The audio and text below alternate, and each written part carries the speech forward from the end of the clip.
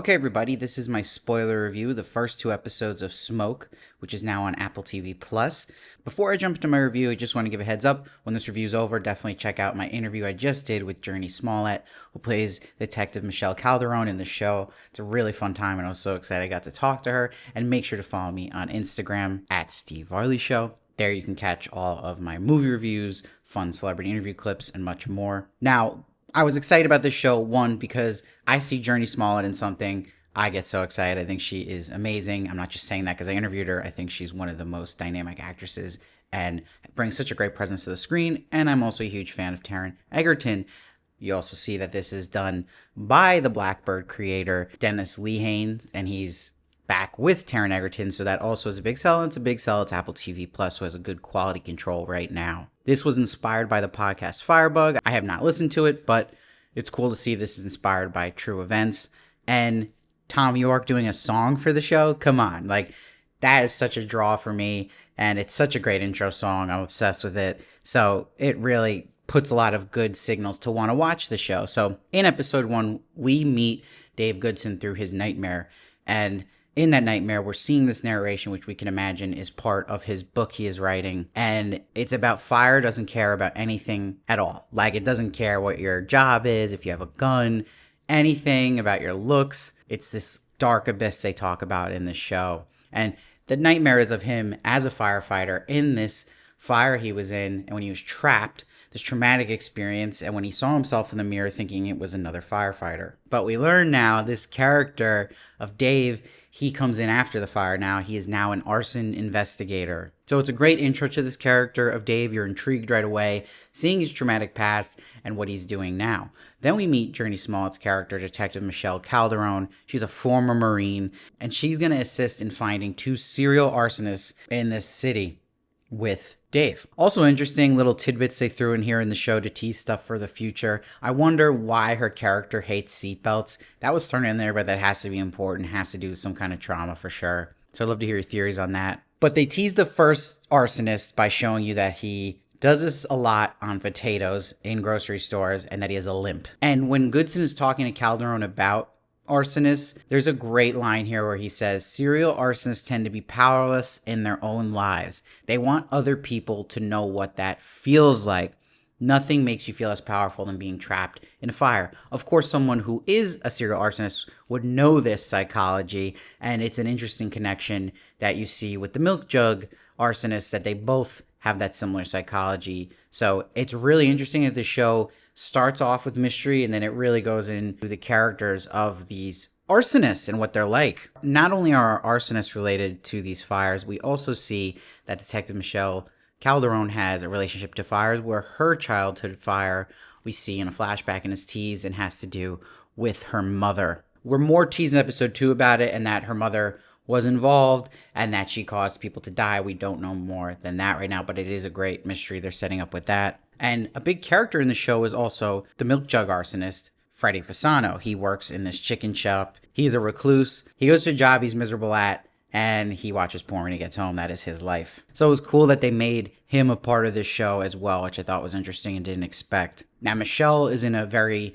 complicated relationship with a man who's kind of married and now says he left his wife and kids, which is this Captain Steven, who she's clearly worked with before, and he's a cop, and he is very combative. He gives bad vibes off, but her whole goal is to move up the ladder and also kind of prove herself to him in a way, and that she can do stuff without him and even pass him in the ranks. Now, what's wild when you watch this on a second time is seeing this craft store fire, knowing it is Dave who lit it up, because he did it, and then we see he's writing his book in his car while it's happening and listening to the fire being called in. It's very creepy. Now, in that time when he's talking about the character in his story, we learn that that character, Donald, lost his partner of 10 years in this fire he was in. So that's a big information about Dave there, and that he wanted to work alone for that reason. He said, well, fate had other plans, meaning having Detective Michelle Calderon come in, and you see little hints about him being the arsonist, like not calling Calderon into the fire. And also,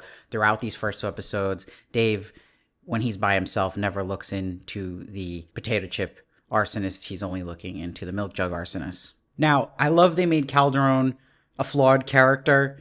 that there's no characters in the show that aren't flawed so far, which makes interesting characters and more realistic. Like, she messes up on a lot of things, like the engineering thing, which she gets teased about. She also messes up in episode 2, going way too far with the Doomsdayer. But she has some things that are really good about her as a detective, like quick instincts about certain things, like that she's not buying this potato chip arsonist's limp, and wants to look into active firemen against Dave's wishes. So it's funny watching Dave's facial reactions to these things, getting a little scared. But it was fun in this first episode watching them interrogate these Mr. X about who could be this arsonist. It's also interesting we learn that they have the arsonist milk jug's DNA, but they just don't have it in the system. But if they can catch him, they can match it. Now, it's interesting seeing the psychology of an arsonist, like again with Milk Jugs having to work a tough shift on a day he was supposed to be off. He's thinking of the fire, it's a release for him, and this is the same kind of psychology we'll see happen with Dave in episode 2 at the end. But what Milk Jug does is he scouts happy people, and he gets euphoria from the arson we see when these innocent people, he literally burns the husband, almost kills a baby and a wife. So this episode was really intriguing. It locked me in. I loved I love that all these characters are interesting. There's mystery brewing in it, and you're learning things as you go too. So I give the first episode an 8.8. Now, episode 2, see, we're starting these episodes, like episode 1 was titled Creativity, which is really eating into the creativity of the book that Dave is so interested in making. But episode 2 is about inspiration and that quote, and that again is really the book for Dave and the inspiration for his arson later on with all the stuff that goes on in his day, but also Freddie being a manager and Michelle getting a promotion. Now, Michelle shows Dave the footage of 4 seconds and no limp, and again, knowing that he's the arsonist now, it's really funny watching it again and him trying to act shocked at this. But they also now have a sketch of Milk Jug, aka Freddie Fasano, who we learn more and more about. And we meet Brenda, who's important in Freddie's life, who's played by Adina Porter, who's great. She wants to make something of Freddie, and this is where he's starting to want to become a manager. And we see that happen. He gets new clothes. He gets a haircut from Brenda. Brenda mentions that her son passed away. Now, I'm wondering if she was involved with the fire that was involved with Michelle Calderon's mom. We'll see. But you see that Michelle's teased to have some kind of mommy issues here, and so is Dave. Dave's character, Donald's in the book. He says a narration about his mom dating a bunch of people and not really being around. It's interesting, though, his wife points out his book is too dude-centric, and that when he gets the note from the agents later on that it does not have enough female characters, you know, it's pretty funny that came full circle, and she was right. Now, Michelle's mom has this parole hearing coming up, but her sister-in-law keeps reminding her, like, well, she's not going to get out, obviously, of jail. She said people died. So when she's saying people died too, it doesn't sound like a bunch of family. You might assume it's just people, and that's why I think it could be Brenda's son. Now, Freddie, in his character, we're talking about him wanting to be a manager, and he's like, if you don't have dreams, what do you have? And you see that all three of these characters have these different dreams and aspirations, like Dave wanting to write, like I said, and Michelle, promotion, and Freddie being this manager now. He even has a tear shed down his face when he's getting a haircut. Now, what's big to me is Michelle learning Dave is writing a book. I think this is going to be big in her finding out eventually. We'll see, but I think she will obviously catch Dave at the end of this. But that, her reading what he's writing about Donald will probably give big clues. Now, while Dave's getting excited about the literary agency reaching out to him through email, Michelle goes rogue into one of the biggest suspects for the arson, which is this doomsdayer Archie. And she goes to his trailer. It's a really tense sequence, and it feels very True Detective-like. But she goes way far at this, shoots him in the thighs, didn't get a warrant, and she goes all intense, like, why do you set fires? But it's a complete miss. So she knows that and that she messed up. So she thinks about calling this captain she has a relationship with, but she decides instead to cover it up herself. Again, trying to prove a point to him that she doesn't really need his help and to move up and get out of situations like this. And she makes it look like this doomsdayer had illegal weapons in his truck and she was just trailing him, and she turns it into a heroic story. So she gets celebrated at the bar. So this is also something that will trigger Dave, because now he's not getting any glory, and it doesn't have to do with them finding an arsonist. And then Dave gets bad news about his book from the editors. They didn't like it. And then Dave gets in a fight with his wife, and a big moment with his son-in-law where he almost snaps at him completely. So this is what I'm talking about, where it's going to lead to a moment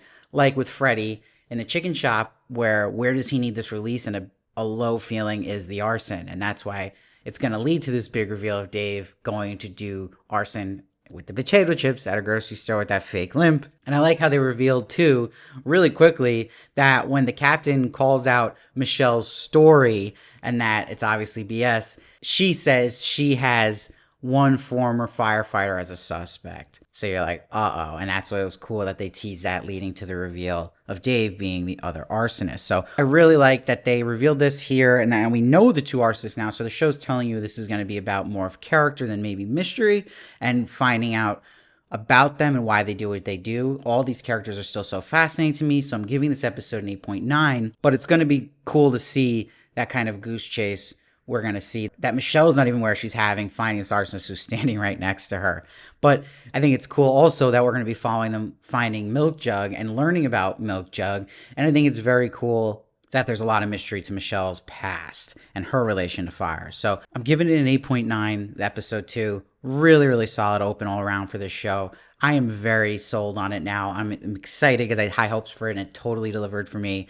I've been waiting for a show like this, so I'm absolutely pumped.